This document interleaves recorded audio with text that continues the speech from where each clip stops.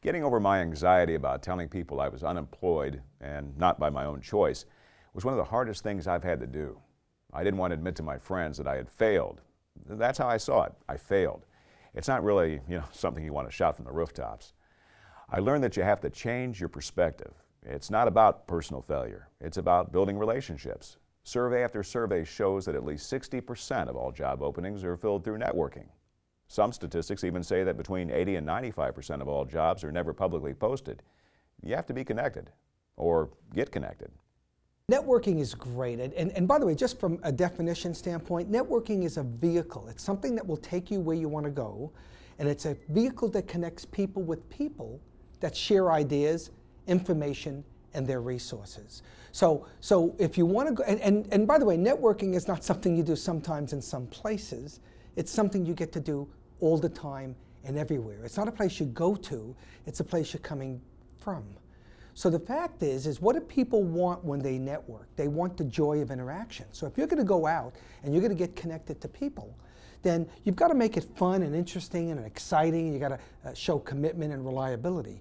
So think of networking as a vehicle that connects people to people, sharing of ideas, information, and resources. And the question you always ask yourself is, do I have anything I can share with people? Do I have ideas? Do I have opinions? And if you use it as a vehicle that connects you to people, know that it also connects people to people. So it's not just about what you can get from networking, it's really what you can give that makes the difference. Most jobs today, as I know many people understand, are not really advertised. So the question is always, how can I network my way to a job that's not even listed? And it's really about relationships, isn't it? I mean, how many people do you know that you have a relationship with? And the real power behind relationships is that they open doors. They open doors. They don't always make the sale. But if you happen to know a human resource director in a corporation, that opens doors. Now, of course, they have recruiters. They're looking for people. They know about potential openings. So the power behind networking your way to jobs that are not even listed is that, once again, bottom line of networking is visibility. You've got to communicate that you're available. You've got to let people know that you exist.